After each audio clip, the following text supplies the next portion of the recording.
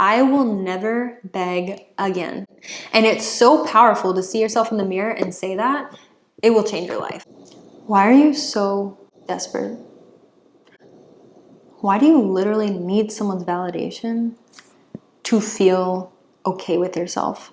Why are you unable to give yourself that? Why are you so attached to what people think about you or what people say about you or who's going to approve of this or what will so-and-so think if I don't do this with my life, and if I don't use my college degree, what is my dad gonna think? And who told you that your life is meant for living for other people? When did you come up with this idea that your life was not meant to be what you wanted it to be? You're desperate because you're attached. Being attached is the opposite of being confident and being secure in yourself and knowing that you're going to be okay no matter what happens, no matter who stays in or leaves your life, and no matter what, because you have everything you need inside of you to validate yourself. You're desperate because you're looking for everything outside of yourself to give you what you need. You want your parents to approve of you because you need that approval to validate you. You're looking for this guy or this girl to love you because you need that. You need it outside of yourself. And you've probably noticed, or if you haven't, you're going to start noticing now, that when you're in that energy of needing something from someone else, of needing someone else to validate you, they rarely do. And then you're stuck in this cycle of trying to seek it from everyone and everything. This is what addictions are. This is what habits are that are self-sabotaging. Is you looking for this dopamine, this approval, this validation from outside of yourself, from any source that is not within you, when you could have it all right here. It's just so fragmented everywhere that you're trying to pull these pieces back to yourself. You're doing things, you're doing certain actions, you're becoming people that you don't even want to be so that it can make someone else comfortable or make someone else love you or not rock the boat in a relationship. No.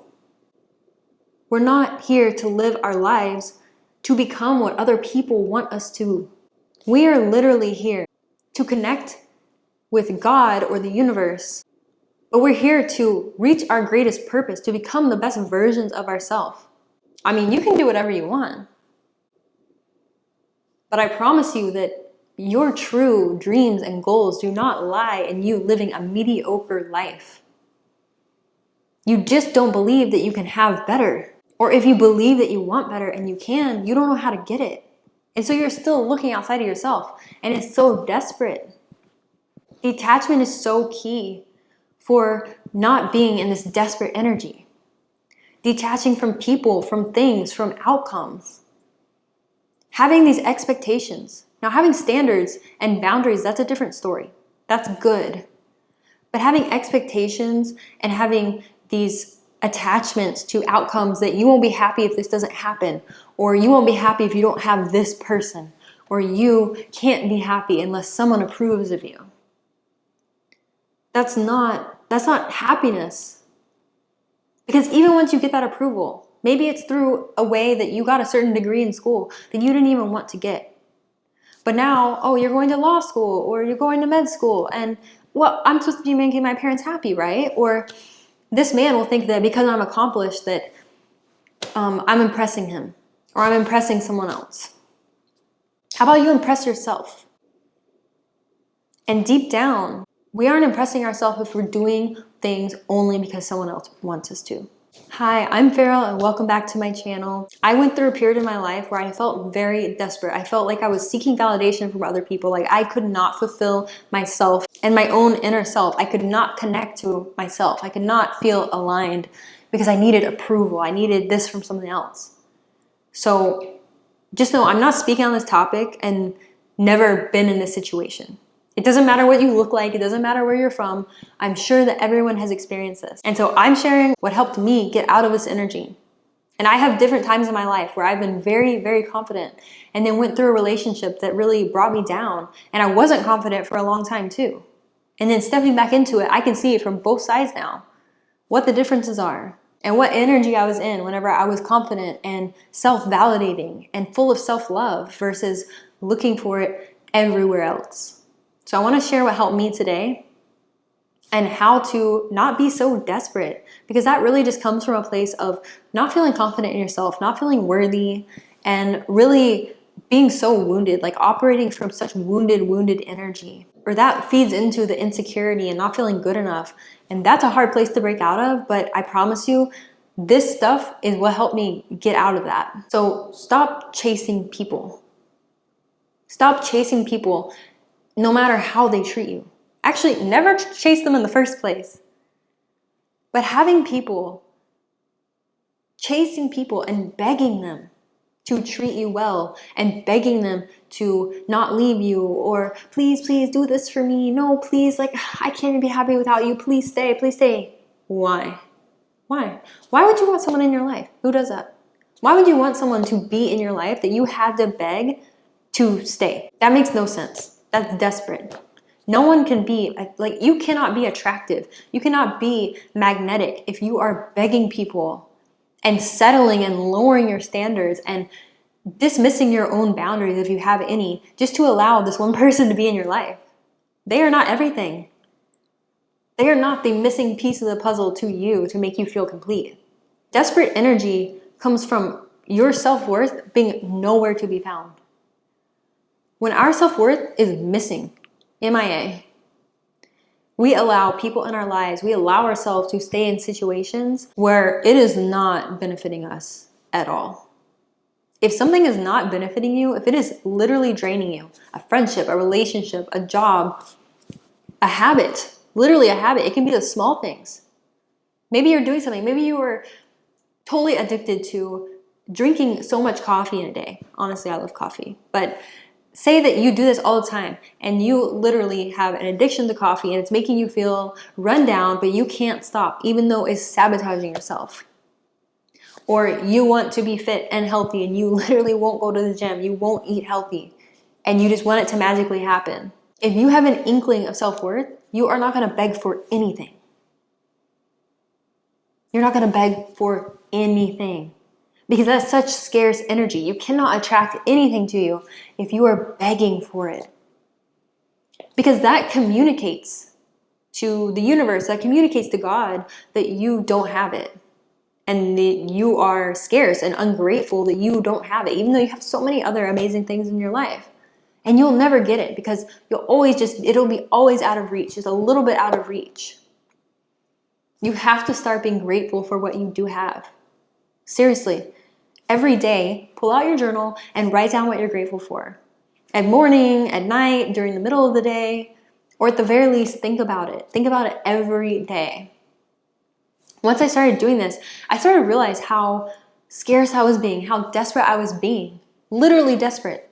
If you're thinking, I don't have a certain thing and I'm going to beg for it because I'm so desperate that I need it in my life. No, you don't.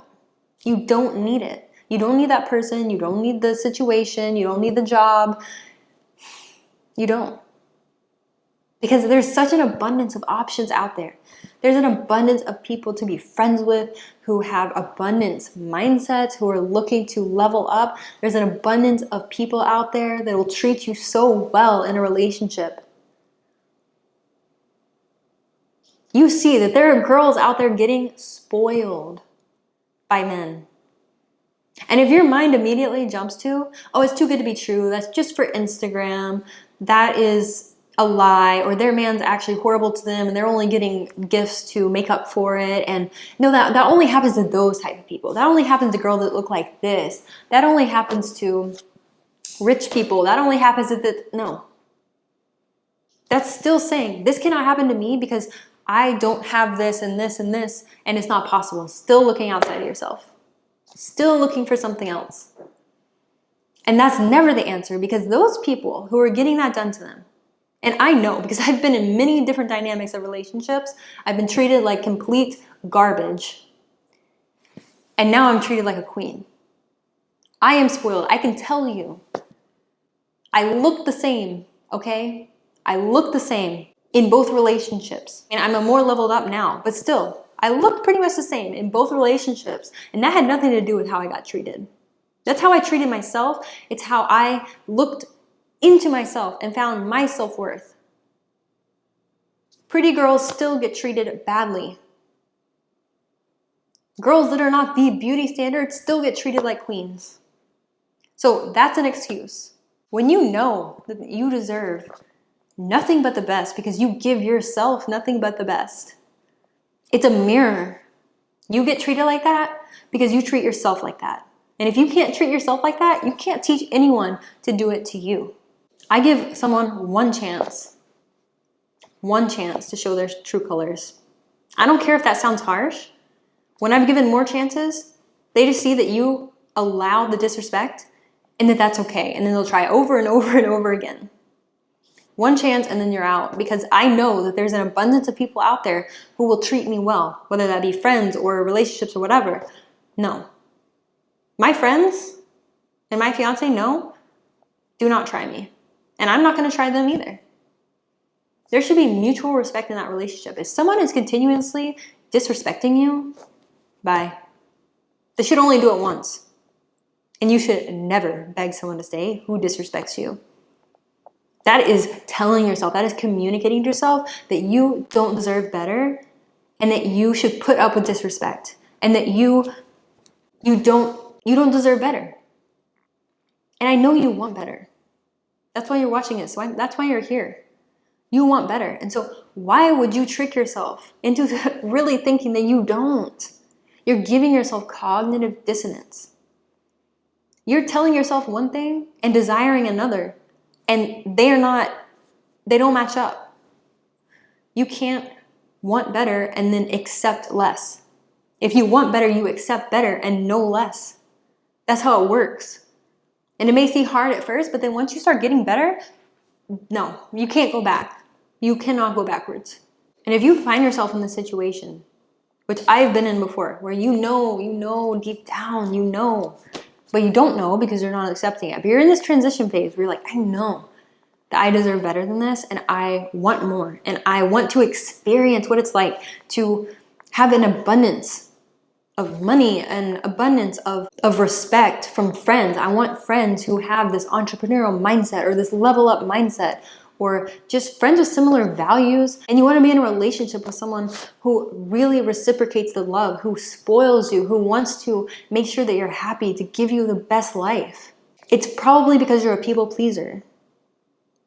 If you're a people pleaser, you are prone to lowering yourself, to make someone else comfortable, to make someone else happy. And being a people pleaser is very manipulative because you are trying to get this person to like you by being someone that you're not. Because when you're people pleasing, you're not being your authentic self. Because your authentic self says, no, I don't want this. No, I don't like this. I want more. No.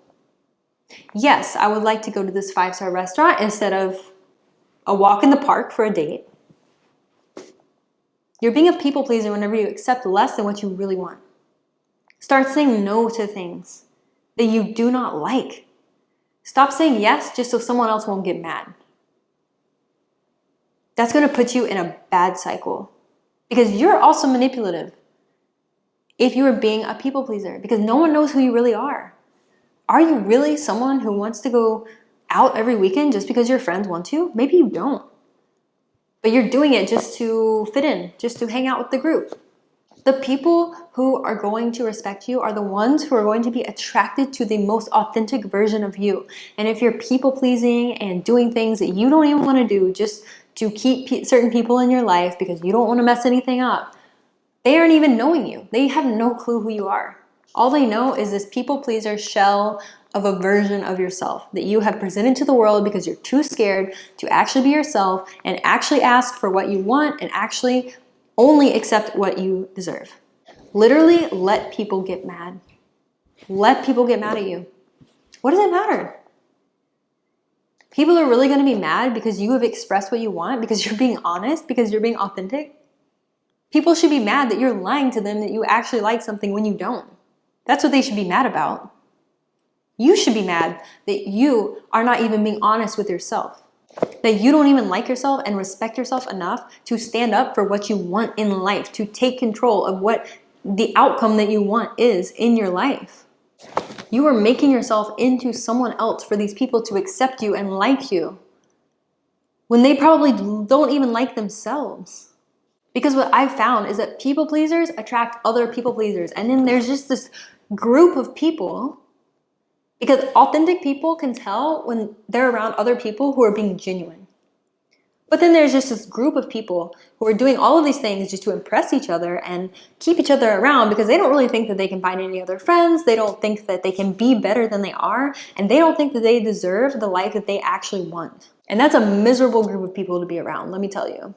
There are literally people in this world who get what they want. And they get treated how they want without begging for it.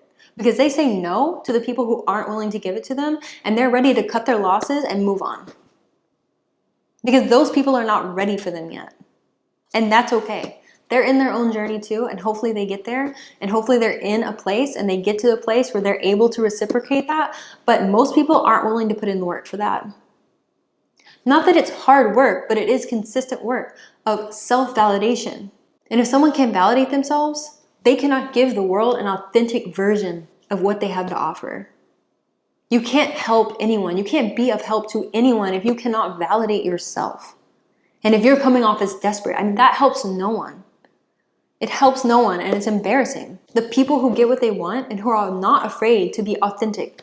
Apparently, it's brave to be authentic, which is crazy. Everyone should be able to be authentic. It's not brave, it's just real. But the people who get what they want, they know they deserve it. The ones who are begging never get what they want.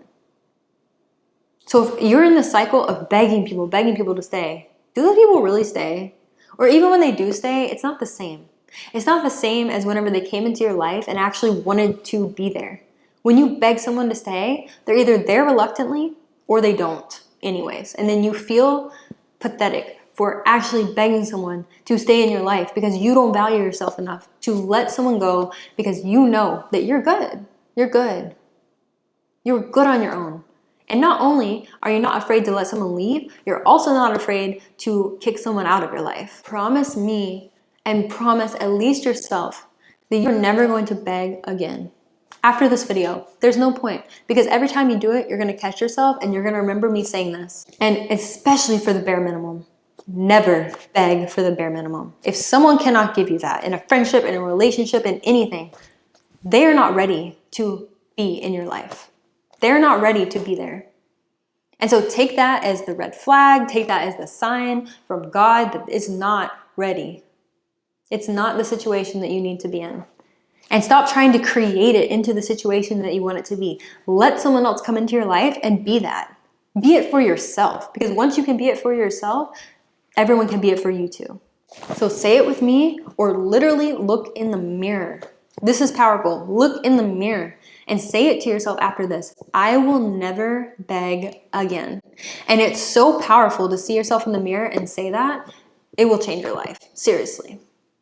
All right, well, that's the end of this video. I appreciate you so much. You deserve so much more than to be in this desperate energy, in this begging energy. Never do that again. You already promised me, so I know you won't. But I love you so much, and I'll see you in the next video.